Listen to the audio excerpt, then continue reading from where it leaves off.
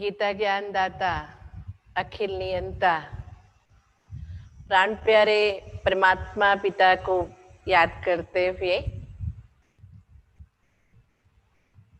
सवेरे सवेरे के आज के इस तृतीय सत्र में श्रीमद् भगवद गीता के द्वारा 5000 साल पहले जो राजयोग परमात्मा ने सिखाया था और आज भी वो राजयोग पूरी दुनिया में भारत की एक अद्भुत संपत्ति के या विरासत के रूप में जनजनित है। इस राजयोग की जरूरत क्या है और गीताचार्य ईश्वर ने, परमात्मा ने राजयोग क्यों सिखाया, इसके बारे में आज हम चिंतन करेंगे। वैसे तो गीता एक योग शास्त्र है, लेकिन कई दुनिया वाले ये मानते हैं कि गीता एक युद्ध शास्त्र है। यूं कहे, दुनिया में महाभारत महाकाव्य के अंदर जो गीता को रखा गया है और ये मानते हैं कि एक अर्जुन था जो युद्ध करने के लिए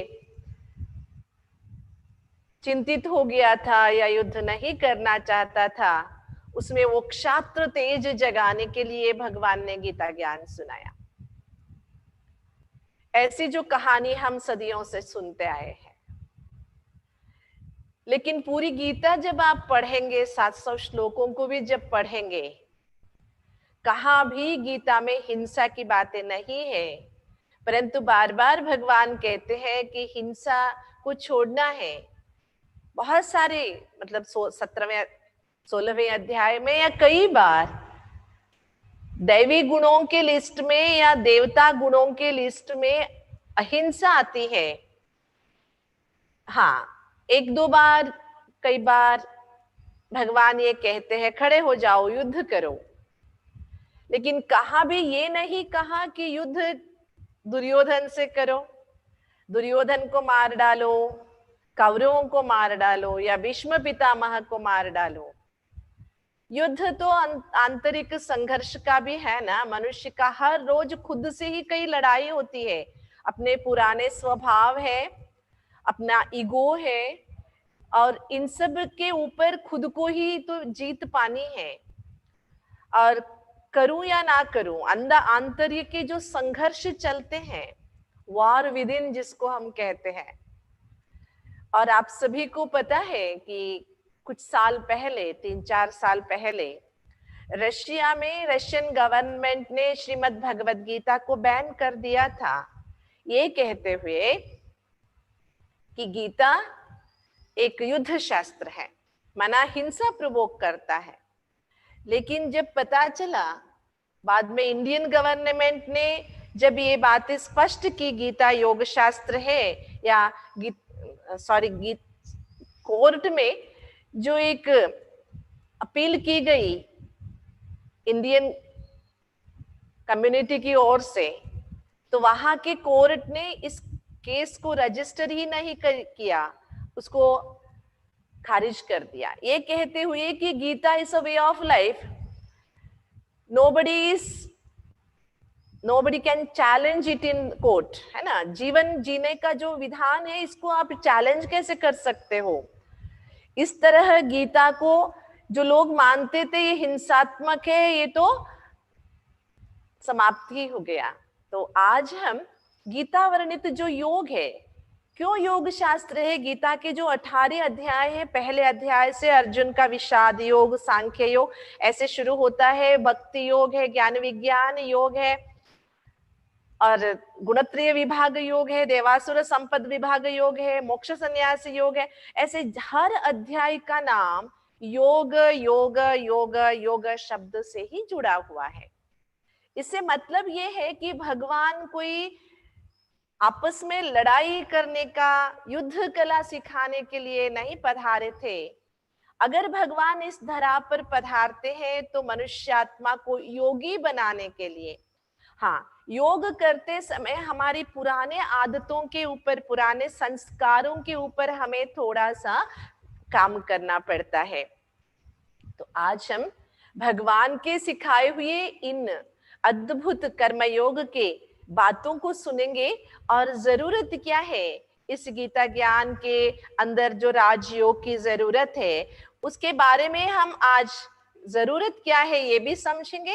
साथ में गीता ज्ञान को जीवन में हम उतारे कैसे और राजयोग का अभ्यास हमारे जीवन में सहज तरीके से कैसे हो सकता है और उस राजयोग का मतलब गीता में भगवान क्या बताते हैं, इसकी भी बातें आज हम सुनेंगे।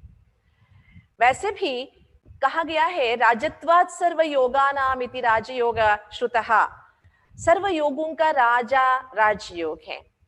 तो योग का क्या मतलब है, keeping the balance is yoga, है ना, balance between human being and human doing. जो इस शरीर में माटी है, जिसको हम माटी कहते हैं, पांच तत्व है, इस पांच तत्व के पुतले के अंदर एक चेतना है जिसके बारे में कल परसों से हम सुन रहे हैं, जिसके बारे में भगवान गीताचार्य कल्प पहले भी सिखाए थे, अब भी सिखा रहे हैं। साथ में जो हम कर्म करते हैं, कर्म और परमात्मा की याद, इस दोनों के बीच में भी हमें बैलेंस बनाने की जरूरत है। To be and to do, जो मनुष्य ह्यूमन बीइंग है और ह्यूमन डूइंग है, इन दोनों चीजों में बैलेंस कैसे किया जाए इसके बारे में भी गीता हमें सिखाती है। साथ ही मनुष्य आत्मा के अंदर अपने मन के तनाव को मैनेज करने के लिए ये 8 बातों की जरूरत है। पहली है अच्छी तरह से सुनने की जो ताकत है। आज सभी को क्या है, बोलने की बहुत चाहत है लेकिन सुनने की ताकत नहीं है। कोई एक के बदले 2 शब्द सुनाए तो मनुष्य रूठ जाता है ना। अभी अभी हमने एक कॉलेज में काउंसलिंग करने के लिए हम गए थे। वहां का क्या प्रॉब्लम था, एक लड़के ने अपना प्रोजेक्ट वर्क पूरा नहीं किया। It was a technical college. तो प्रोफेसर ने कहा तेरा 2nd सेमेस्टर है, 1st सेमेस्टर में भी तूने ऐसे किया था, अगर प्रोजेक्ट वर्क ठीक नहीं करेगा तो तेरे को डिसमिस कर देंगे। बस इतनी सी बात को वो लेके जैसे ही क्लास खत्म हो गया वो चल पड़ा और टॉयलेट में अपने ही पैंट से उसने खुद को हैंग कर लिया। क्या मतलब है, we are not so strengthen enough to listen anybody's word, anybody's anything, है ना। हम सुनने के लिए तैयार नहीं, सुनाने के लिए तो तैयार है। तो आज हमें चाहिए हमारे अंदर सुनने की ताकत आए और सुनते समय हम वहां प्रेजेंट रहे, अवेलेबिलिटी सुनने के लिए और जीवन जीने के लिए हमारे अंदर सहन शक्ति की, सहनशीलता की जरूरत है। सुनी हुई बातें जो भी है उसको यथार्थ तरह से विवेचन करे कि जरूरत आज क्या है क्या नहीं है और हर चीज की रिस्पॉन्सिबिलिटी उठाए, जिम्मेवार बने। और जो भी परिस्थितियां हैं हमको खुद को डिसीजन लेना है क्योंकि we are responsible for our life. और जो भी दुनिया है अकेले से नहीं चल रही है, आप सभी को पता है। आप अभी घर में हैं, घर में अकेले नहीं होंगे, आपके परिवार होगा, फिर भी आपको प्रोफेशनल दोस्तों से नहीं मिले, बाहर के दोस्तों से नहीं मिले, घूमे नहीं, फिरे नहीं, इधर नहीं गए उधर नहीं गए, कितनी सफोकेशन आप महसूस कर रहे होंगे क्योंकि life is a team, life is a team work. इसलिए हमारे अंदर टीम स्पिरिट चाहिए, मैं नहीं, हम। तो ये हम अपने अंदर की इस मैं को, ईगो को कैसे हटाए, और इसके लिए हमारे अंदर अडॉप्टेबिलिटी चाहिए, सप्रेशन नहीं।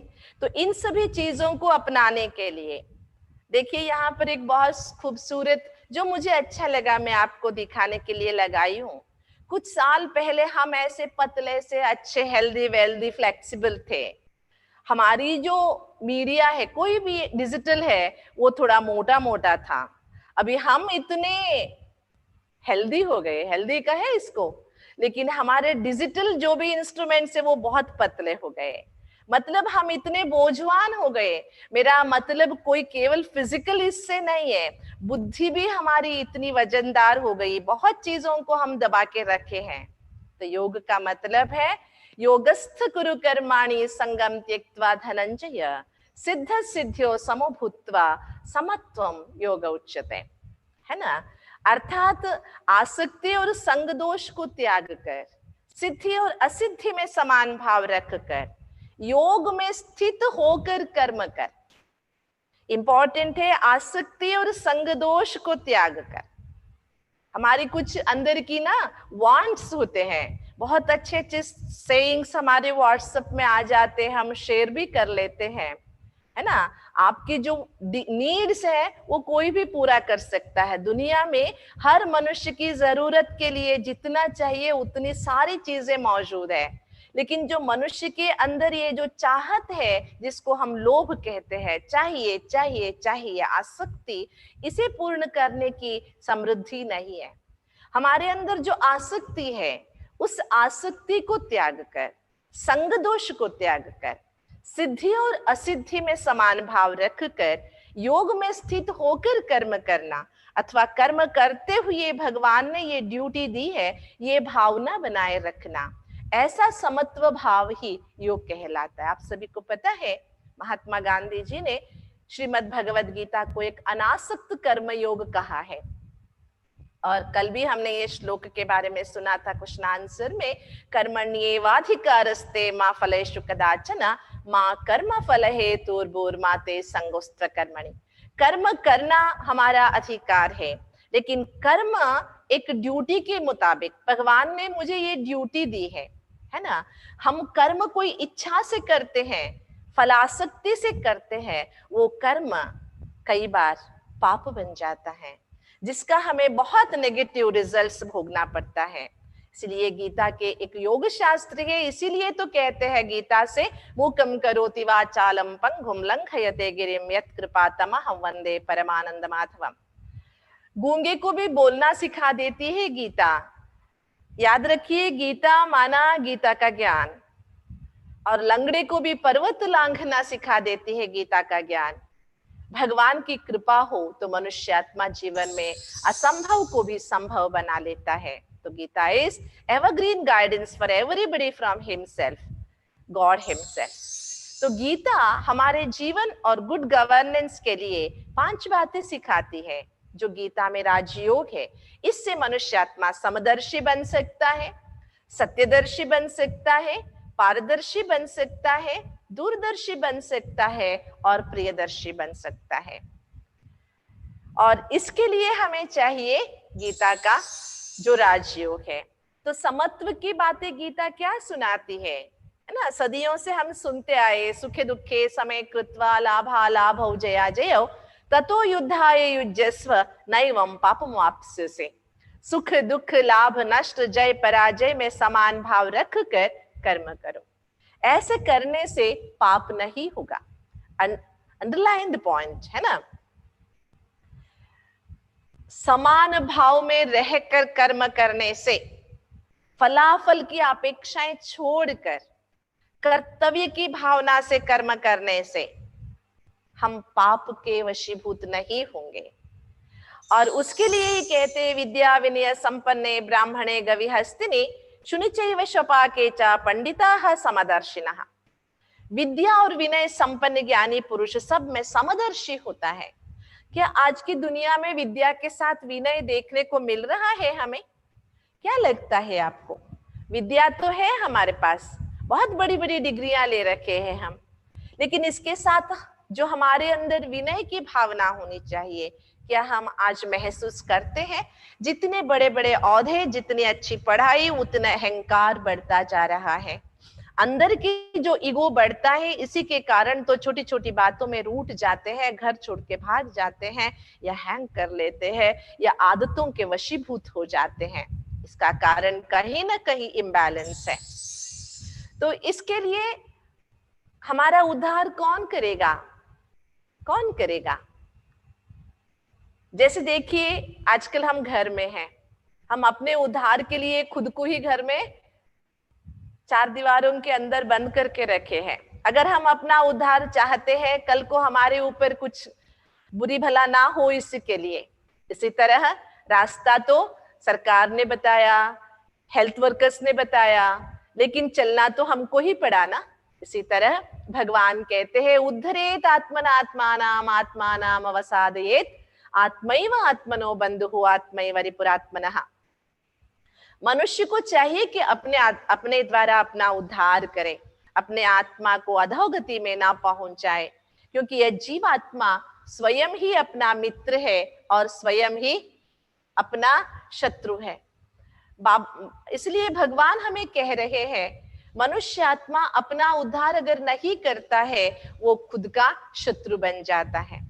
तो हमारी पर्सनालिटी कैसी होनी चाहिए? राजयोग हमें अपनी पर्सनालिटी को ट्रांसफॉर्मेशनल पर्सनालिटी बनाने की प्रेरणा देती है। एस्पिरेशनल, इंफॉर्मेशनल, इंस्पिरेशनल और ट्रांसफॉर्मेशनल, 4 तरह की पर्सनालिटी बताया जाता है। तो इसलिए हमारी पर्सनालिटी ट्रांसफॉर्मेशनल हो।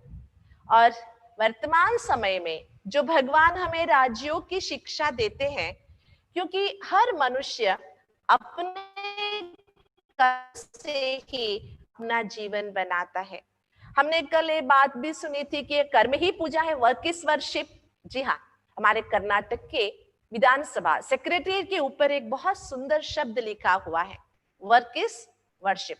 कन्नड़ में लिखा हुआ है सरकारी ಕೆಲಸ देवर ಕೆಲಸ। इसका मतलब है सरकार का काम भगवान का काम है। सोचिए लिखने वालों का कितना ऊंचा सोच है। जो भी हम काम कर रहे हो, सरकारी हो, गैर सरकारी हो, घरेलू हो या सामाजिक, जो भी आप काम कर रहे हो, इस सृष्टि नाटक के अंदर जो भी जिस व्यक्ति को काम मिला है वो भगवान के द्वारा मिली हुई ड्यूटी है। उसी भाव से अगर हम काम करते हैं, ये जो काम है, ये जो कर्तव्य है मुझे मिला है, भगवान ने किया है। कहते हैं ना, दुनिया भगवान की एक परिवार है, कुटुंब है। अयम निज परो वेत्ति गणनाम लघु चेतसाम उदार चरितानांतु वसुदैव कुटुंबकम, कहते हैं ना। तो इस वसुधा के कुटुंब में परमात्मा ने एक छोटे छोटे डिसेंट्रलाइजेशन पॉलिसी को अपनाया है। छोटा छोटा घर बनाया है, कुछ फर्म्स, कंपनीज, ये सारे बनाए हुए पूरी दुनिया को सुचारू रूप से चलाने के लिए। लेकिन है सब भगवान के बंदे और भगवान के बच्चे। तो हम सभी भगवान के बच्चे हैं। एक दूसरे को इस दुनिया के बहुत बृहत नाटक के मंच पे, रंगमंच पे अलग अलग किरदार मिले हुए हैं। उन किरदारों को हम जितना अच्छी तरह निभाएंगे, क्योंकि हम जैसा कर्म करेंगे वैसा फल हमें मिलेगा। इसलिए हमारी संस्था के संस्थापक की एक बहुत अच्छी सोच थी, जैसा कर्म मैं करूंगा मुझे देख सब करेंगे। हमारी सद आचरण ही उदाहरण बनना चाहिए। अगर कर्म बुरा है तो उसका फल भी बुरा ही होगा। इसलिए परमात्मा कहते हैं नहीं ज्ञाने न सदृश्यम पवित्रमिह विद्यते तत्स्वयं योग संसिद्धः कालेनात्मनि विन्दति। इसलिए इंपॉर्टेंट क्या है, हम योग क्यों करें? मुझे एक छोटी सी कहानी या घटना आपके सामने रखने का दिल हो रहा है। एक छोटे से पहाड़ी के ऊपर एक महिला एकांत में बैठी हुई थी। एकांत में बैठ के कुछ साधना कर रही थी। वहां पर रास्ते चलते एक आगंतुक जा पहुंचे। उन्होंने देखा अकेली बैठी है, खोई हुई है। अकेली बैठ के यहाँ क्या कर रही है जंगल के बीच में? तो उन्होंने उस महिला से पूछा, आप क्या कर रहे हो यहाँ बैठ के अकेले? उन्होंने कहा, मैं अकेली नहीं हूं, मैं एकांत में बैठी हूं। याद रखना, अकेलापन और एकांत में बहुत फर्क है। तो कर क्या रहे हो? तो महिला ने मुस्कुराते हुए बोला, मैं 2 बाज, 2 गरुड़ या 2 चील और 1 सांप, 2 खरगोश और 1 गधा और 1 लायन माना शेर, इन सब की ट्रेनिंग करा रही हूं। तो व्यक्ति बहुत अचंभित हो गया, आसपास देख के बोला, आपके आसपास तो कोई नहीं दिखाई दे रही है, आप किसको ट्रेनिंग करा रही है? तो उसने कहा, ये जो मैंने कहा ना, 2 बाज है, दो गरुड़ है, दो खरगोश है, एक गधा है, एक सांप है, एक शेर है, ये सब मेरे अंदर है। और स्तंभीभूत हो गया वो, क्या कह रहे हो, कुछ समझ में नहीं आ रहा है। तो उसने कहा ये जो दो बाज है ना, कुछ भी आए उसको एकदम ग्रैब करने के लिए तैयार रहते हैं, देखते रहते हैं। ये मेरी दो आंखें हैं, इसको मैं सिखा रही हूं क्या देखना है क्या नहीं देखना है। और जो मेरे दो बाहें हैं ना, ये जैसे कि गरुड़ के चील के पंजे हैं, कुछ भी आया पकड़ लिया, कुछ भी आया पकड़ लिया। लेकिन क्या पकड़ना क्या नहीं पकड़ना, क्या रखना क्या नहीं रखना, इसकी ट्रेनिंग करा रही है। ये जो मेरे पैर है ना, ये खरगोश के पैर है, बहुत डरते हैं कहीं जाने में, कुछ भी हो गया। तो मैं इन पैरों को सिखा रही हूं, कुछ भी हो जाए, कैसे भी परिस्थिति हो जाए, तुझे डरना नहीं है, आगे बढ़ना है। और मैं अपने अंदर बैठे हुए सांप को, जो ईगो है, अपने अंदर जो बैठे हुए पुराने संस्कार है, विकारों के संस्कार है, सांप है, हर बात को नेगेटिव से ही सोचता है, इसको सिखा रही हूं। तो तुझे अपने अंदर का विष फेंक देना चाहिए, तुझे पूजनीय नाग देवता जैसा बनना चाहिए, अपने अंदर अच्छाई धारण करनी चाहिए। और जो ये अपने अंदर लायन है ना, बड़ा ईगो, मैं है बकरी जैसा, लेकिन इतना बड़ा ईगो जो पाल के रखा है मैंने, इस ईगो को भी मैं कम करने के प्रयास में। ये बातें सुनते हुए वो व्यक्ति सच में बहुत प्रसन्न हो गया। जी हाँ, हमारे इस मनुष्य शरीर में कई सारी जो भावनाएं हैं, इसकी ट्रेनिंग हमें ही करानी है, बाहर वाला नहीं कराएगा। इसलिए अनन्यास चिंतयन्तो माम ये जनाः पर्युपासते तेषां नित्याभियुक्तानां योगक्षेमं वहाम्यहम्। भगवान कहते हैं जो अनन्य भाव से मुझे परमात्मा स्वरूप का निरंतर चिंतन करते हैं, उनके योगक्षेम की सारी जिम्मेवारी मैं लेता हूं। अनन्य भाव से हम भगवान के स्वरूप का चिंतन करें।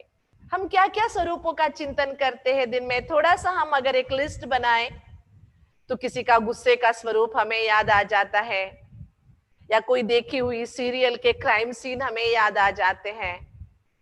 ज्यादातर हमारे सामने नेगेटिव स्वरूपों का ही हम चिंतन करते हैं, जिसके फलस्वरूप हमारे अंदर भी नेगेटिव भरती जाती है, घर में भी नेगेटिविटी को ही हमने भर कर रखा है। तो भगवान कहते हैं परमात्मा स्वरूप जो एलिवेटेड स्वरूप है, परमोच्च स्वरूप है, चैतन्य स्वरूप है, गुणों का स्वरूप है, अगर उसका हम निरंतर चिंतन करेंगे, जिसकी बहुत सुंदर डेफिनेशन भगवान ने गीता में कहा है, योगस्थ कुरु कर्माणि संगम त्यक्त्वा धनंजय सिद्ध सिद्ध्यो समो भूत्वा समत्वम योग उच्यते। आसक्ति और संग दोष को त्याग कर सिद्धि असिद्धि में समान भाव रखकर, जिसके बारे में हमने सुना। तो अभी ये आपके सामने जो मैं पिक्चर रख रही हूं, इसके आप समझ रहे होंगे हमारा घर कैसे है। अनेक मतभेद है, डिफरेंस ऑफ ओपिनियंस है, संघर्ष है। अगर इसी बीच हम सबका पिता परमात्मा एक है, इसकी पहचान हो गई, आत्मभाव का अभ्यास हो गया, हर आत्मा को आत्मभाव में देखने की एक आदत हमने डाल ली, तो हमारा घर स्वर्ग बन जाएगा।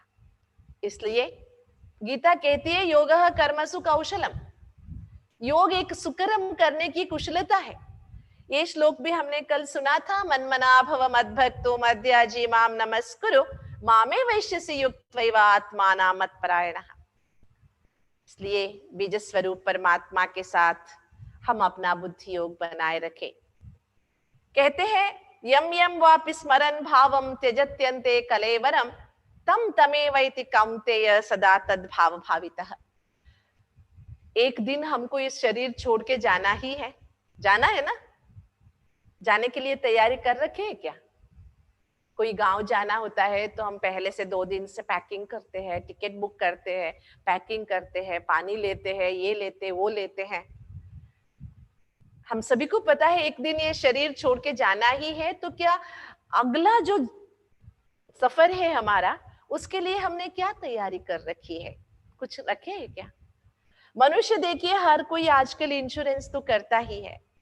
अगर कुछ हो जाए तो पीछे वालों को कुछ मदद मिल जाए, अगर मुझे कुछ हो जाए तो मुझे हेल्थ इंश्योरेंस मिल जाए, है ना।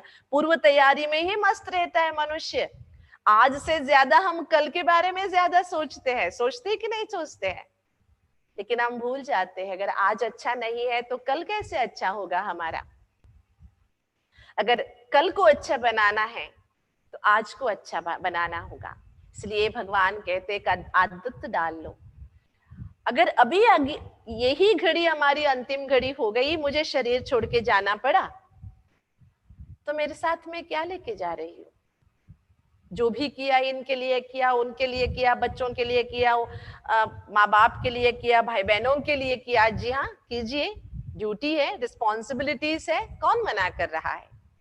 लेकिन या खुद के लिए भी कुछ समय निकाला, क्योंकि अंत समय जो सोचेंगे, उस समय जो सोचेंगे, अगला स्वरूप वैसा ही मिलेगा। मनुष्य आत्मा शरीर से निकलने के बाद पुनर्जन्म तो लेना ही है। लेकिन हमारे संस्कृति में एक थोड़ी सी कंफ्यूजन क्या है, मनुष्य आत्मा जब शरीर छोड़ता है, इन शरीरों में किए हुए या इन जन्मों में, पिछले जन्मों में जो भी हम लोगों ने कर्म किए, पाप कर्म या पुण्य कर्म, उसके फलस्वरूप अगला जन्म मिलता है। अगर हमने पाप किया है तो प्राणी जन्म मिलता है, बहुत जन्मों के पुण्य कर्मों का संचय है मानव जन्म, ऐसे मानते हैं। लेकिन आपको ये लगता है सच है? अगर मानव जन्म सभी जन्मों के पुण्य का संचय है तो मानव को इतना दुख क्यों है? अभी कह लीजिए, ये जो वैराणु है, वायरस है, ये पशु पंछियों को इतना नहीं सता रहा है जो मनुष्यों को ही, लाखों की संख्या में मनुष्यों को, वो भी यूं चुटकी बजाते समाप्त करते जा रहा है। तो ये कौन सा कर्म फल है? आपको पता है, कुत्ते को गाड़ियों में घुमाते हैं। कुत्ते, बिल्ली, पशु पक्षी के लिए कितनी ऊंच सोच रखते हैं मनुष्य, लेकिन मनुष्य मनुष्य की कीमत नहीं करता है। और मनुष्य का जीवन कैसे गटरों में पड़े हुए मिलेंगे, गंदगी में, कूड़े कीचड़े में पड़े हुए। ऐसा क्यों जीवन है? कहेंगे पिछला जन्म में कुछ किया था इसलिए भोग रहा है। तो मतलब पिछला जन्म में पाप करो या पुण्य करो, मनुष्य शरीर में ही भोगना है। यहाँ बहुत सुंदर यहाँ पर चित्र है, आम का बीज बोएंगे तो आम का ही फल मिलेगा। इसी तरह मानव जन्म में ही हमें भोगना है। इसलिए गीता कहती है, प्रयाण काले मनसाच लेना भ्रुवोर मध्य, शरीर छोड़ने के समय भ्रू मध्य में अपने मन बुद्धि को स्थिर करो। खुद को आत्मा समझते हुए पिता परमात्मा को याद करते हुए तन से प्राण निकले तो अगला सुधर जाएगा। तस्मात् सर्वेषु कालेषु मामनुस्मर युध्ये च मय्यर्पित मनोबुद्धि ही मामे वैश्यस्य संशयम्। सर्व काल में मेरा ही स्मरण करो, अनन्य चेता सततः यो माम स्मरति नित्यशः तस्याहं सुलभः पार्थ नित्य युक्तस्त योगिनः। अनन्य चित्त होकर जो जीवन पर्यंत निरंतर मेरा स्मरण करेगा, उस नित्य युक्त को मैं सहज प्राप्त होता हूं। अनन्य माना अन्य कोई नहीं तेरे सिवा। ये भावना जो हमारे अंदर आनी चाहिए। हम परमात्मा को सब कुछ सौंप के हाथ जोड़ के कहते हैं, जो कुछ मेरा है सब कुछ तेरा है, तेरे बिना मेरा कोई नहीं है। ये जो हमारी संस्कृति में हाथ जोड़ने की प्रथा है, इसी के कारण ही है। जो कुछ मेरा है सब कुछ तेरा है, तू ही मेरा सब कुछ है। लेकिन आजकल भाव भावनाएं सब बदल गई। हम क्या सोच रहे हैं? जो कुछ मेरा है वो तो मेरा है ही, और जो तेरा है वो भी मेरा है। इसलिए भगवान कहते हैं, इंद्रियाणि पराण्याहुः इंद्रियेभ्यः परम मनः मनसस्तु परा बुद्धिः यो बुद्धि परतस्तु सः। ये जो पांच इंद्रिय है, पांच इंद्रियों से बढ़कर आत्मा में जो मन है, मन से ऊपर बुद्धि है, बुद्धि से ऊपर नियंत्रण रखने वाला मैं खुद आत्मा हूं। इसलिए तू रथी रथ तन ये मेरा तेरा, आगे मन रूपी घोड़ा, पकड़ बुद्धि की लगाम हाथ में, संस्कारों वश दौड़ा, भूला राही अपने पथ को, स्वदर्शन से पाले। हाँ जी, हम दिन में क्या करते हैं? स्वदर्शन करते या परदर्शन? स्व का दर्शन करते या पर का दर्शन करते? वो ऐसा है, ये ऐसा है, इसने ऐसा किया, ऐसा नहीं करना चाहिए था। यही बातों में हम उलझे रहते हैं। इसलिए एवं बुद्धे परम बुद्धवा संस्थाभ्यात्मनम आत्मना जहि शत्रु महाबाहो काम रूपम दुरासतम।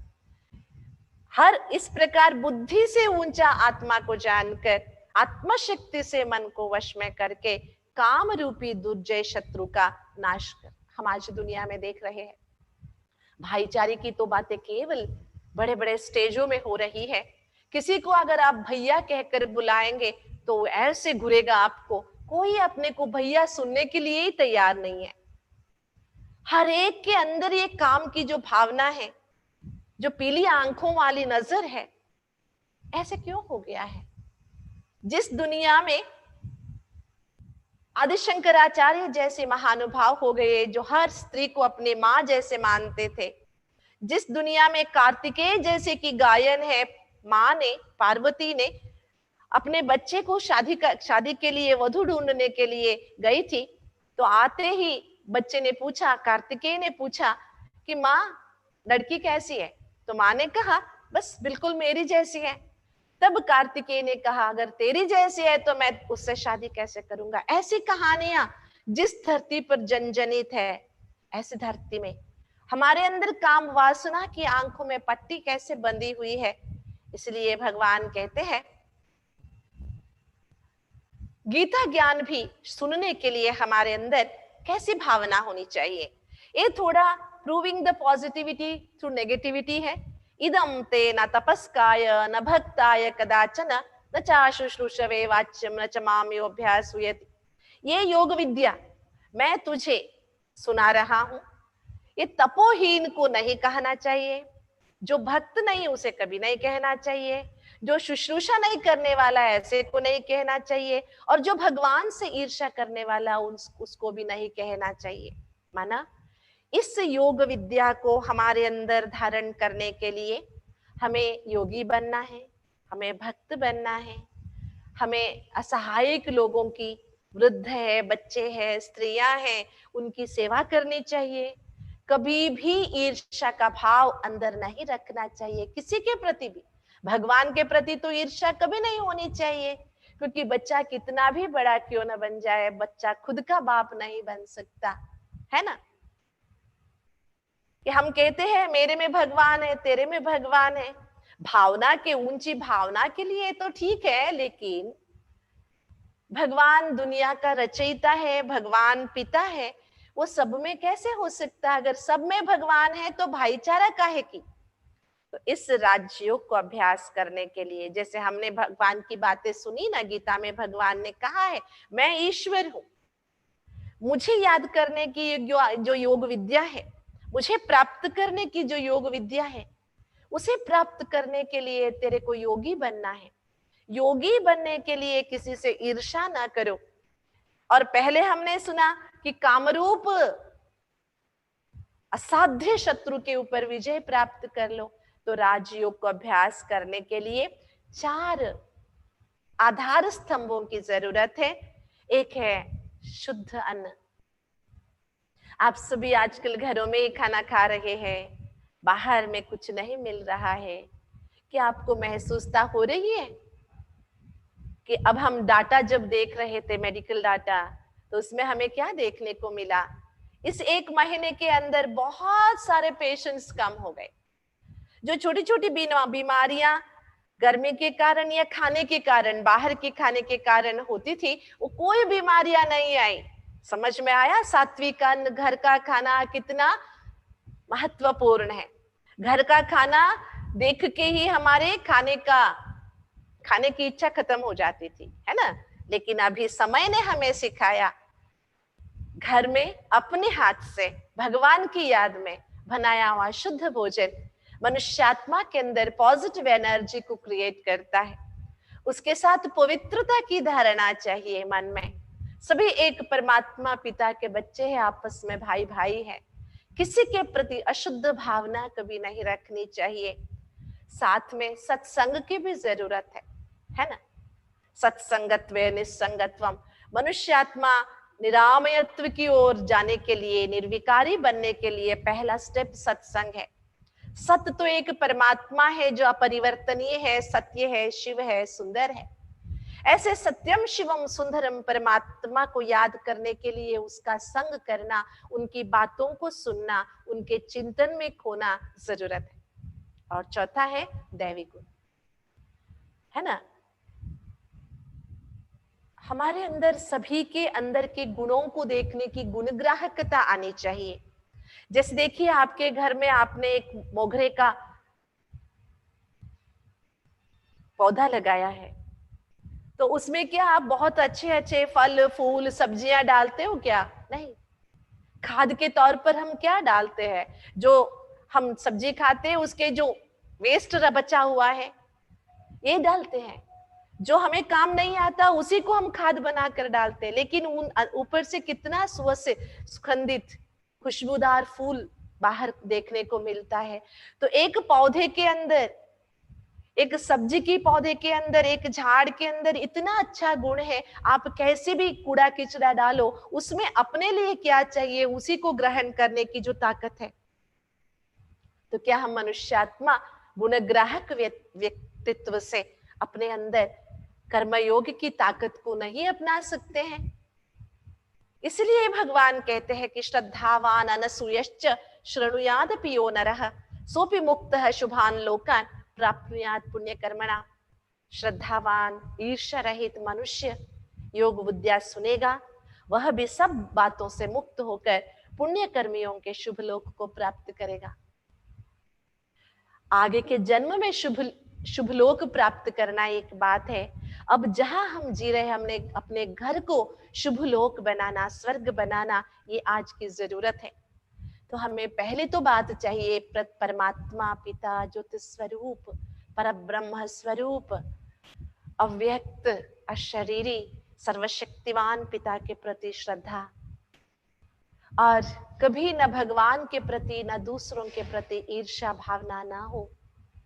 ऐसे अगर हम गीता ज्ञान को सुनेंगे, योग विद्या को अपनाएंगे, हर कर्म करते हुए परमात्मा को याद करते हुए साथी बनाकर कर्म करेंगे और थोड़ा सा समय पिता परमात्मा की यादों में बैठने के लिए निकालेंगे, तो सब बातों से, दुखों से, बंधनों से, अशांति से मुक्त हो जाएंगे। और आपको ये पता हो, मनुष्याणाम सहस्रेषु कश्चित् यतति सिद्धये यततामापि सिद्धानाम कश्चिन् माम वेति तत्वतः। हजारों मनुष्यों में कोई एक ही सिद्धि के लिए प्रयत्न करता है, ऐसे प्रयत्न करने वाले अनेक सिद्ध पुरुषों में से कोई एक मुझ परमात्मा को प्राप्त करते हैं। जिस परमात्मा के लिए भारतवर्ष में गायन करते हैं, सौराष्ट्र सोमनाथन च श्रीशैले मल्लिकार्जुन, ऐसे 12 ज्योतिर्लिंगों की जो महिमा है, उस ज्योतिष स्वरूप परमात्मा पिता जो सर्वशक्तिमान है, उस पिता परमात्मा को याद करना है और उसको समझना है। दुनिया में कोई नहीं जानते, हजारों करोड़ों मनुष्यों में से कोई एक ही परमात्मा को जानने का प्रयास करता है, उनमें से हमारा नंबर है। कितनी खुशी की बात है ना। करोड़ों में से कोई ही परमात्मा को जानने की इच्छा रखता है, उनमें से हम एक है। तो ऐसे हम परमात्मा को जानने की उत्सुकता में बैठे हैं।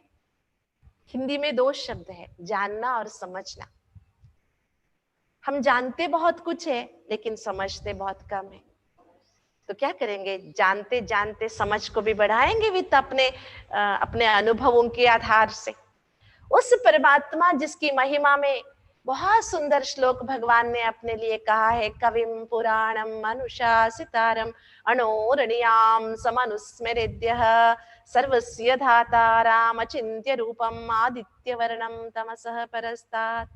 जो सर्वज्ञ है, सनातन है, अखिल नियंता है, सूक्ष्म से सूक्ष्मतर है, सभी के विधाता है, इंद्रियों से अगोचर है, श्वेत वर्ण है, प्रकाश स्वरूप है, प्रकृति से अतीत है, अज्ञान से परे रहने वाला है, ज्ञानेश्वर है। उस परमात्मा को स्मृति में रखना है, उसी के शरण में जाना है।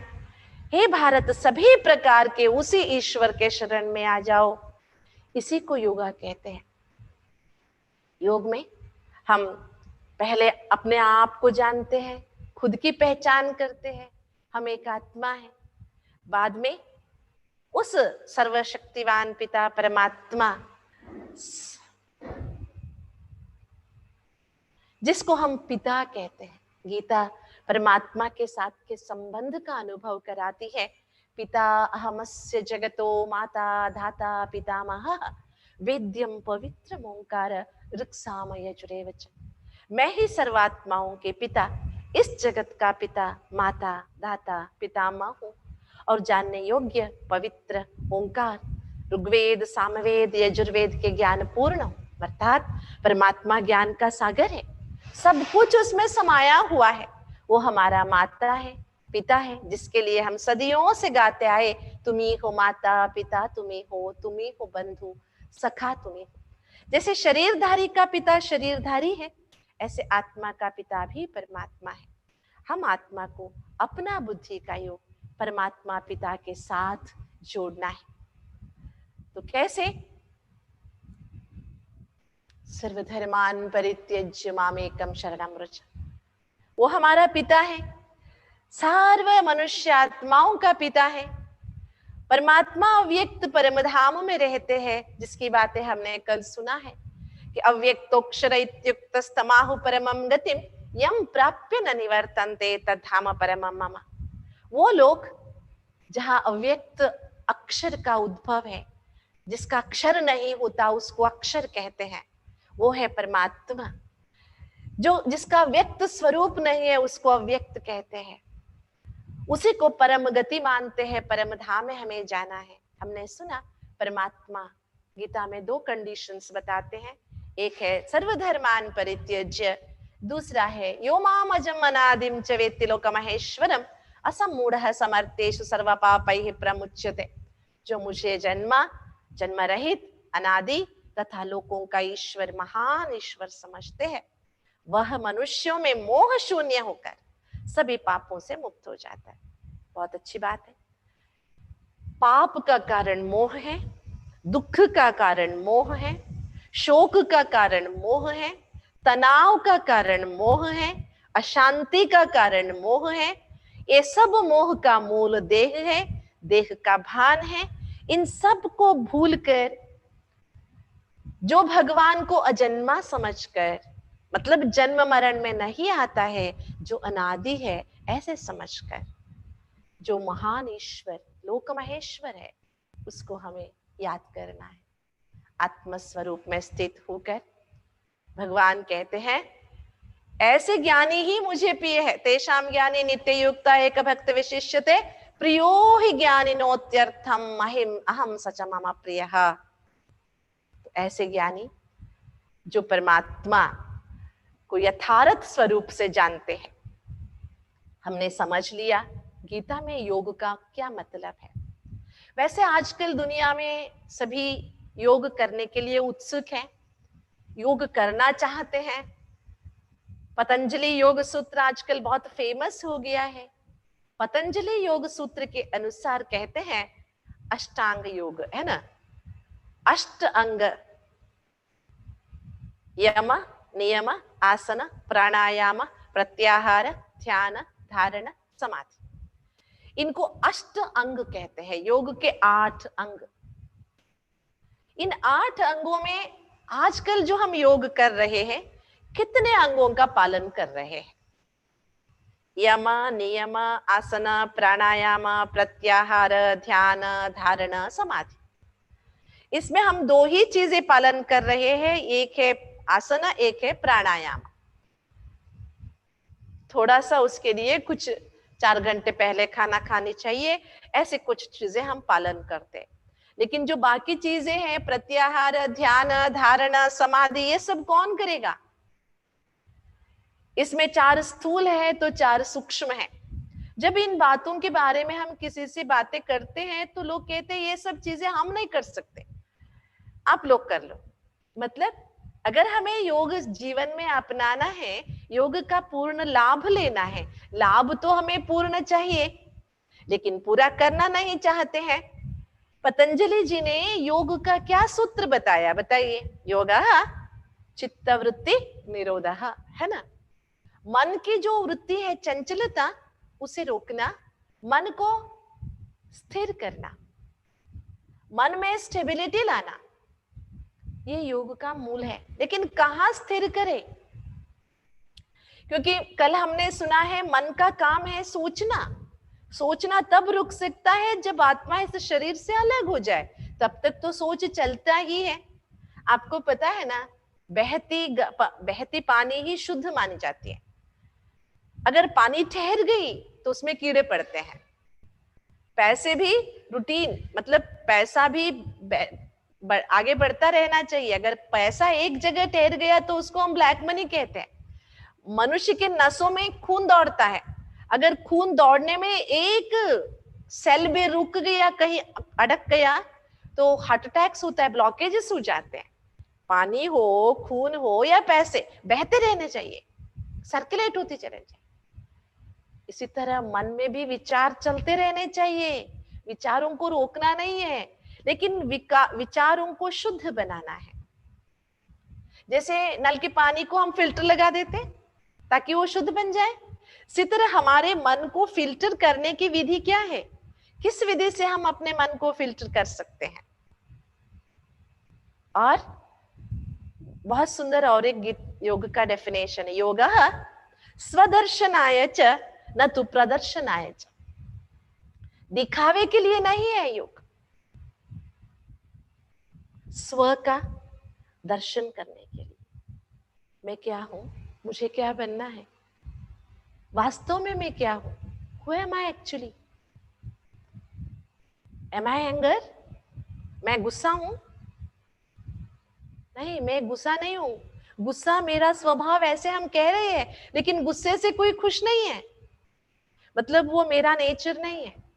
So what is my nature actually, मेरा स्वधर्म क्या है। हमने कल तो हमने यथार्थ रूप से जान लिया कि आत्मा का जो स्वधर्म है शांति है, पवित्रता है, ज्ञान है, आनंद है। लेकिन उसको महसूस कैसे करें। जैसे देखिए, आपको पूरन पोली बनानी है, समझिए, आपको नहीं आती है पूरन पोली बनाना, मैं आपको रेसिपी बता देती हूँ कैसे कैसे बनाना है। गुड़ लेना है, चने का दाल लेना है, उसको पकाना है, बाद में गुड़ अच्छी तरह उसमें डालना है, पकाना है, फिर अच्छी तरह उसको बना के रखना है, फिर आटा गूंदना है, आटे को लेके उसके अंदर चने के दाल के इस पूरन को रख के उसको अच्छी तरह से बेलना है, बस पूरन पोली हो गई। घी लगा लो और अच्छी तरह से खा दो। आ गया आपको बनाना? नहीं आया ना? केवल रेसिपी सुनने से केवल रेसिपी जान सकते हो, लेकिन खुद बनाओ, 10 बार उसको खराब करो, बाद में एक पूरन पोली बनाने की विधि जो आपके हाथ लग जाती है, तब आप कहेंगे, बहुत खुशी से कहेंगे, आई नो पूरन पोली।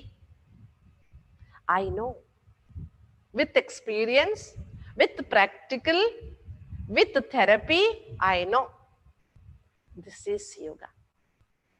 ज्ञान तो हमने समझ लिया, या समझिए सुन लिया, जान लिया, उसे महसूस करना। महसूसता की जो शक्ति विशेष हम आत्माओं को मिली हुई है, उस महसूसता के द्वारा हम खुद को महसूस करें।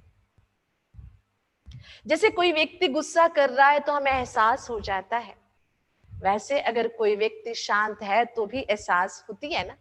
तो हम अपने अंदर के इस एहसास को बढ़ाएं, जगाएं। याद रखना, बाहर से कहीं हमें शांति नहीं मिलने वाली है। समझिए, आप बहुत अशांत हैं, आप शांत रहना चाहते हो, शांति की महसूसता करने चाहते हो। आजकल हम देख रहे हैं वीकेंड में जंगल भरे रहते हैं शहर के लोगों से।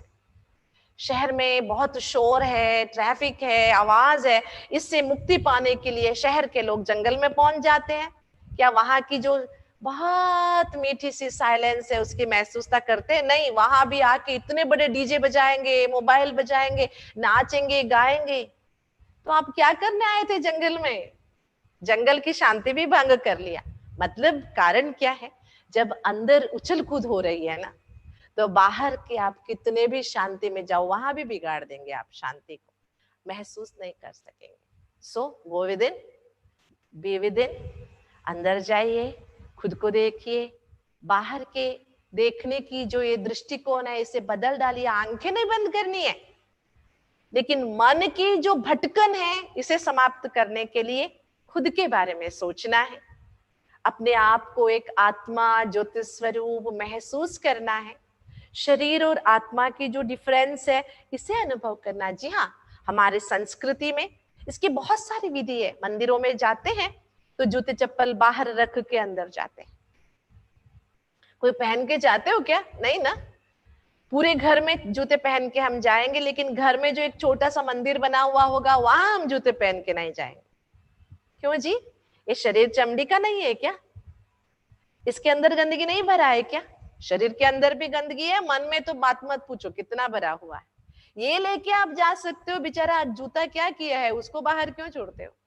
कहते हैं एक प्रथा है, लेकिन इसके प्रथा के पीछे भी कुछ कारण तो होगा ना। ऐसे कारण क्या है? परमात्मा अशरीरी है, अव्यक्तम। मुझे अपना शरीर नहीं है।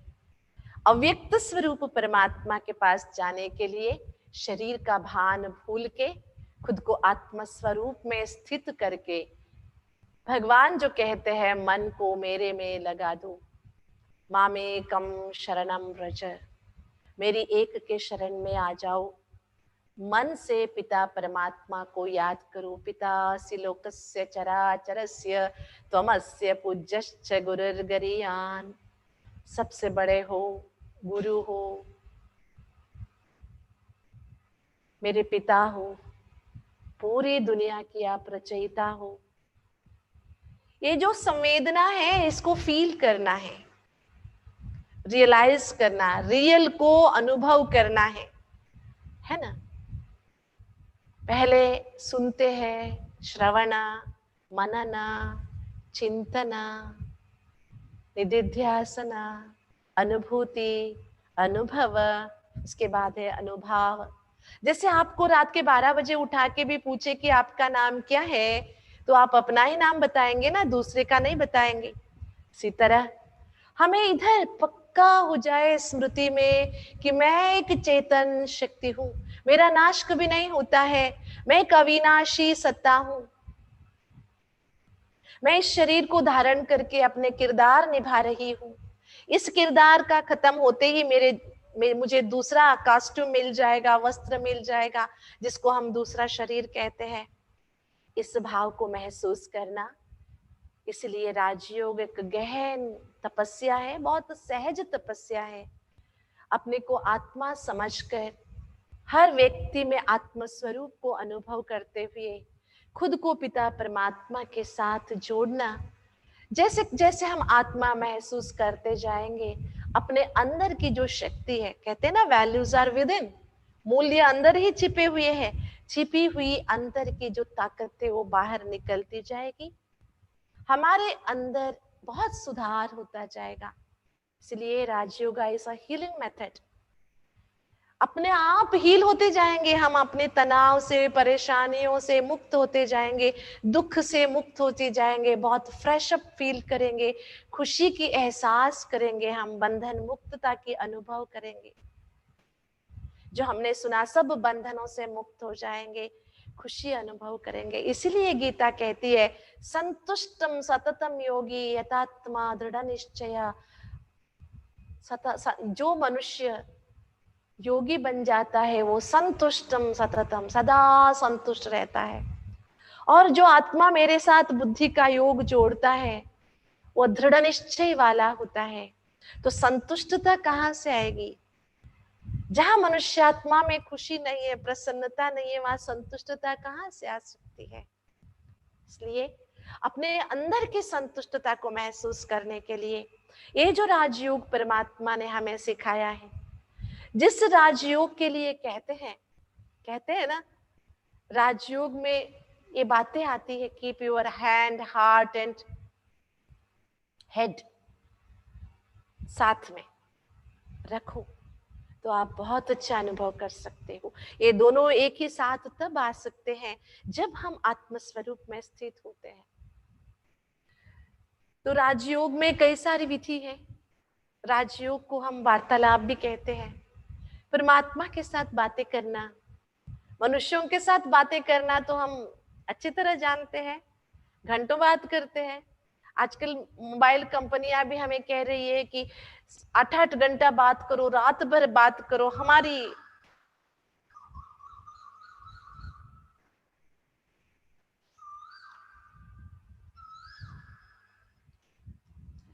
हम जो बातें करते हैं, मनुष्यों के साथ जो बातें करने की हमारी आदत है, इसको हम थोड़ा सा मोटिवेट करके थोड़े से समय हम अपने आप से बातें करें कि आज मुझे गुस्सा आया, किस पर गुस्सा आया, क्यों किया मैंने, इससे मुझे क्या लाभ हुआ।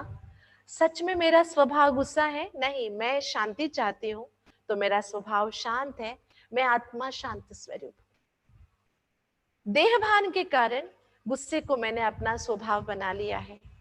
तो आज से मैं अपने आप से एक वादा करती हूँ, मैं सदैव शांत रहूंगी, शीतल रहूंगी, खुश रहूंगी, खुशियां बांटूंगी। और मैं शांत स्वरूप हूं।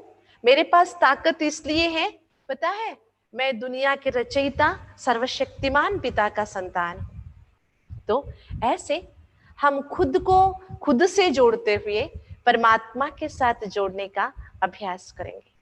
इसी को राजयोग कहते हैं।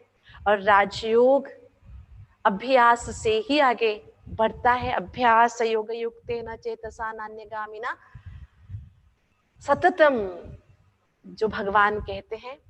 तो गीता ज्ञान मनुष्यात्मा को सब परिस्थितियों से बाहर निकलने का बहुत आसान तरीका सिखाता है, बहुत सहज तरीका सिखाता है।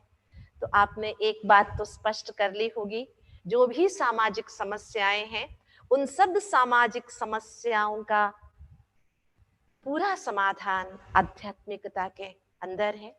आध्यात्मिकता के द्वारा ही सारे सामाजिक समस्याओं का समाधान हम ढूंढ सकते हैं। वो फिनेंशियली हो, पॉलिटिकली हो, सोशली हो, एनवायरमेंटल हो या पर्सनल, कैसी भी समस्या है, उसका समाधान श्रीमद् भगवद गीता के राजयोग के द्वारा हम प्राप्त कर सकते हैं। ओम शांति। ओम शांति दीदी जी। आपने मेरे ख्याल से पूरे दिन के इस सत्र में सबसे अहम बात जो सुनाई है वो यह है कि भगवान इस समय इस सृष्टि पर आया है और हम सबकी मदद करने के लिए वह तैयार है। तो यह मेरे ख्याल से दर्शकों के लिए भी बहुत बहुत एक उत्साहवर्धक कहो या आनंददायक जैसे न्यूज़ होगी कि हम सबके लिए भगवान इस सृष्टि पर आया है और यही गीता का राज है और यही गीता की सीख है। और तो बहन जी ने जैसे बहुत बहुत अच्छी तरह से सुनाया कि हम जैसे जैसे भगवत गीता का भगवान को हम साथ रखते जाएंगे तो हम उसके गुणों को भी धारण करेंगे और वो हमें कोई भी कठिन से कठिन परिस्थिति से पार भी कराएगा। तो दर्शकों में से किसी को कुछ प्रश्न है तो वो प्रश्न हमें भेज सकते हैं। तो और एक छोटी खुशखबरी है कि इस प्रोग्राम को बहुत अच्छा रिस्पांस मिला है और बहुत सारे क्वेश्चंस भी आए हैं और उसके साथ में बहुत आत्माओं का डिमांड भी है कि इसी कोर्स को आगे बढ़ाया जाए। तो हम ये सभी दर्शकों को ये खुशखबरी सुना रहे हैं कि कल से 3 दिन के लिए यह आगे का कोर्स शुरू रहेगा इसी समय पर 8:30 बजे। और ये जो लिंक दी है इसी लिंक पे ये लाइव रहेगा। इसमें और डिटेल में बताएंगे कि ये ड्रामा कैसा है, ये कर्म का हमारे लाइफ में कैसा फर्क पड़ता है, प्रैक्टिकली इस गीता के ज्ञान को कैसे धारण करें, ये हम और थोड़ा डीप में देखेंगे। तो ये 3 दिन ये कोर्स और जारी रहेगा। तो किसी को कुछ प्रश्न है? प्रफुल्ल भाई, अगर आपको कुछ प्रश्न दिखते हैं तो आप पूछ सकते हैं। जी, एक रवि मिश्रा करके है। वो पूछ रहे, दीदी प्लीज एक्सप्लेन 10th श्लोक ऑफ 3rd चैप्टर। पता नहीं अभी दीदी के पास हैंडी होगा ये। हाँ, वो कल एक्सप्लेन करूंगी मैं। जी उनको बता देना, कल एक्सप्लेन करेंगे। और जी। मैं एक बात ये स्पष्ट करना चाहूंगी कि परमात्मा के वर्तमान समय जो अवतरण का समय है, जिसको हम धर्मग्लानि के समय कहते हैं, तो उस धर्मग्लानि का क्या वास्तविकता है? क्या यही धर्मग्लानि का समय है? और परमात्मा इस धरा पर क्यों अवतरित होते हैं? वैसे आज तो हमने स्पष्ट कर लिया कि भगवान हमें योग सिखाने ही अवतरित होते हैं, तो उसकी बातें भी हम कल सुनेंगे, और जो भाई साहब के प्रश्न है उसको भी हम कल ही लेंगे। जी, और भी कोई अगर जिसके प्रश्न हैं जो यूट्यूब पे हमें सुन रहे हैं, आप कमेंट सेक्शन में प्रश्न लिख सकते हो।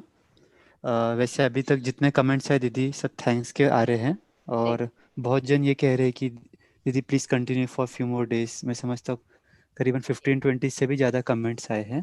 जी इनफैक्ट एक जन ने तो कहा है, एमजी पटक ने, कि दीदी जी यदि आपको टाइम रहे तो हमें एक एक श्लोक का अर्थ भी बताना, क्योंकि वो शायद काफ़ी इंटरेस्टेड है। कल उन्होंने भी प्रश्न पूछा था। जी और भी कई है जिनके अच्छे फीडबैक हैं।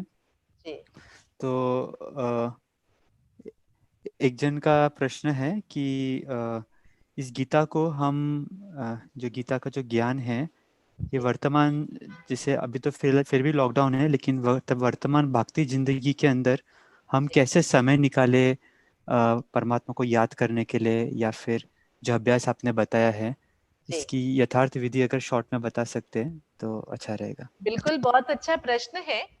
वैसे हम सभी का यही समस्या होती है कि हमें समय नहीं मिलता, लेकिन हम भूल जाते हैं कैसे भी हम खाने के लिए समय निकाल लेते हैं। कितने भी हम बिजी क्यों ना हो, पानी पीने के लिए, खाने के लिए तो हम समय निकाल ही लेते हैं।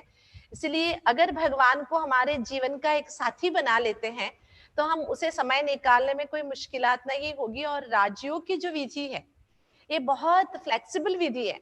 ऐसा नहीं कि आपको एक ही जगह बैठ के करना है। आप ड्राइविंग कर रहे हो, ट्रैफिक में फंसे हुए हो, उसमें ये क्या ट्रैफिक है, खराब ट्रैफिक, ये हमारे शहर ही ऐसी है, ऐसी वेस्ट सोचने के बजाय आप अच्छी तरह 2, 3, 5 मिनट जितने भी आप ट्रैफिक में फंसे हुए हैं, तो आप भगवान को याद कर सकते हैं, है ना। और ऐसे ही भोजन करते समय आप याद कर सकते हैं, आप चलते समय याद कर सकते हैं, सवेरे थोड़े से आधे घंटे पहले उठेंगे तो खूब समय मिल जाएगा, रात को सोते समय भी 10 मिनट टीवी कम देखे तो 10 मिनट टाइम ज्यादा मिल जाएगा। ऐसे दिन में समय नहीं मिलता है, ये बहाना नहीं चलता। और अगर हम अपना उद्धार करना चाहते हैं तो समय निकालना हमारे लिए कोई मुश्किल नहीं है। और जो स्पेशली ब्रह्मा कुमारी में गीता का जो राजयोग सिखाया जाता है, ये ऐसी एक अद्भुत विधि है, आप चलते फिरते खाना खाते भी भगवान को याद कर सकते हैं, और इससे हमारे आंतरिक स्थिति को बनाए रख सकते हैं, स्टेबिलिटी को भी बनाए रख सकते हैं। जी, एक भावेश शाह ने बोल के एक प्रश्न पूछा है दीदी जी कि जो काम अगर वो हम कर सकते हैं, जैसे जी भगवान ने भी कहा है कि मामेकम शरणम व्रज, जी तो जो काम हम कर सकते हैं तो हम खुद कर ले, भगवान को तकलीफ क्यों दे? अच्छा, तो भगवान यहाँ को क्यों शरण जाए? ये बहुत सुंदर प्रश्न है आपने। मैं यहाँ बीच में महाभारत की वो छोटी सी घटना याद दिलाना चाहूंगी कि द्रौपदी का एक वस्त्रहरण की दृश्य आता है, आप सभी ने देखा है, प्रैक्टिकल में हुआ था, वो बात अलग है। लेकिन अगर उसको सिग्निफिकेंट के रूप में हम ले, तो मनुष्यात्मा अंत तक अपना, समझो ये अभिमान हो या स्वाभिमान कहे, कि मैं अपने आप को संभाल सकता हूँ, इसलिए मैं भगवान से मांगू क्यों। लेकिन लास्ट में दिखाते हैं जितना हो सके उसने अपने साड़ी को संभाला, बाद में उसे लगा कि मेरे से नहीं हो सकता, तो उसने हैंड्सअप किया, तभी उसका वस्त्र अक्षय हो गया। ऐसी एक बहुत सुंदर घटना हमारे शास्त्रों में है। देखिए, हम असहायक हैं, इसलिए हम भगवान के शरण में नहीं आ रहे हैं। याद रखना, हर आत्मा एबल है। बेटा बाहर में करोड़ों संपादन करता है, कमाता है, लेकिन घर आते घर में बैठे बूढ़े बाबूजी को सारे दिन के समाचार क्यों सुनाता है? वो अशक्त है इसलिए सुनाता है क्या? नहीं नहीं, इट इज अ रेस्पेक्ट और इट इज अ ड्यूटी। जिन्होंने ताकत दिया, जिन्होंने योग्य बनाया, उस बाप को सारा समाचार सुनाना हमारी एक ड्यूटी है, जिससे हम शेर भी अनुभव करते हैं और खुद को भी सेफ महसूस करते। मेरे ऊपर भी कोई है देखने वाला, एक हाथ है मेरे पास। ऐसे भगवान के पास समर्पण हो जाना, खुद को खाली करना, खुद और ज्यादा शक्तिशाली बनने की विधि है और भगवान को हमारे साथी बनाने की विधि है। इसमें भगवान को कष्ट देने की बात नहीं है। इज रेस्पॉन्सिबल, आप दो ना दो, वो भगवान की ड्यूटी है, वो करेगा ही करेगा, है ना। मुझे एक छोटी सी घटना याद आती है। हम एक बार मुंबई में सफर कर रहे थे इलेक्ट्रिक ट्रेन में, लेडीज कंपार्टमेंट में। सवेरे का टाइम था, वहां मच्छी बेचने वाली माताएं होती है, वो बड़े बड़े टोकरी लेके खड़ी थी, तो बहुत बदबू भी आ रहा था, पानी भी गिर रहा था। तो एक वहां की लेडी ट्रैवलर माता ने बोला कि ताई ये टोकरी क्यों लेके खड़ी है, नीचे रख देना, इतना वजन क्यों उठा के खड़ी है। तो वो मछली बेचने वाली माता ने क्या कहा पता है, अरे ताई टोकरी नीचे रखने से रेलगाड़ी का वजन बढ़ नहीं जाएगा, इसीलिए मैं अपने सिर पे लेके खड़ी हूँ। कितनी हंसी की बात है, सिर पे उठाओ या ट्रेन में रखो, उठाएगा तो ट्रेन ही ना। इसी तरह आप बताओ ना बताओ, रिस्पॉन्सिबल तो भगवान है, क्योंकि वो हमारा रचयिता है, इसलिए उसको कष्ट देने की बात नहीं है, लेकिन इट्स रेस्पेक्ट और जरूरत भी। चलो, मेरे ख्याल से अभी तो कोई क्वेश्चन नहीं है, तो और प्रफुल्ल भाई और कोई क्वेश्चन है? नहीं तो फिर देखो जी खाली एक ही क्वेश्चन है, जो बाकी तो सब शायद कल से कवर हो जाएगा। तो एक क्वेश्चन है सुलभा शेलार का कि आई एम कंफ्यूज्ड व्हाई परमात्मा टेल्स अस टू याद हिम। परमात्मा अपने को याद करने के लिए क्यों कहते हैं, इसका क्या महत्व है? जी, आपको पता है ना, बच्चा भी जब रोता है तभी माँ उसको खाना खिलाती है, दूध पिलाती है, नहीं तो अपने कर्म में व्यस्त रहती है। बच्चे को जब भूख लगता है तो माँ को बुलाता है। और दुनिया में बहुत अच्छी एक सेइंग है, याद से याद मिलेगी और प्यार से प्यार मिलेगा। हम भगवान को याद करते हैं, इसका मतलब है हम भगवान से जुड़ते हैं। हम भगवान को भूल गए मतलब हम भगवान से कट गए। जब हम भगवान से लिंक ही तोड़ देते हैं तो हमारे अंदर ताकत कैसे आएगी? याद इस लिंक विथ गॉड है ना, भगवान के साथ हमारा लिंक जोड़ने की विधि है, स्विच ऑन करने की विधि है ये। जब तक स्विच ऑन नहीं करेंगे, पूरी मोहल्ले में इलेक्ट्रिसिटी होने के बावजूद भी आपके घर में नहीं होगा, क्योंकि आपने स्विच ऑन नहीं किया। अगर सूरज बाहर सिर पे हुआ है, 12 बज गई है, लेकिन आपने अपने खिड़की बंद रखी है, तो सूरज की रोशनी कैसे आएगी अंदर? ऐसे परमात्मा की ताकत को महसूस करने के लिए, अपनाने के लिए, खुद को रिचार्ज करने के लिए परमात्मा से हमें कनेक्ट होना पड़ेगा। ये कनेक्ट होने के विधि को ही याद कहते हैं, जिसको ही योग शब्द का प्रयोग किया गया है ना। याद करना, आप कहेंगे मैं भूल जाती ही नहीं हूं तो याद क्यों करूं? बहुत अच्छी बात है, लेकिन अपने आप से पूछिए, ये सच है क्या? हम नहीं भूल जाते हैं क्या भगवान को? भूलते हैं, लेकिन मानते नहीं है, इसलिए भूलते हैं, इसलिए भगवान कहते हैं याद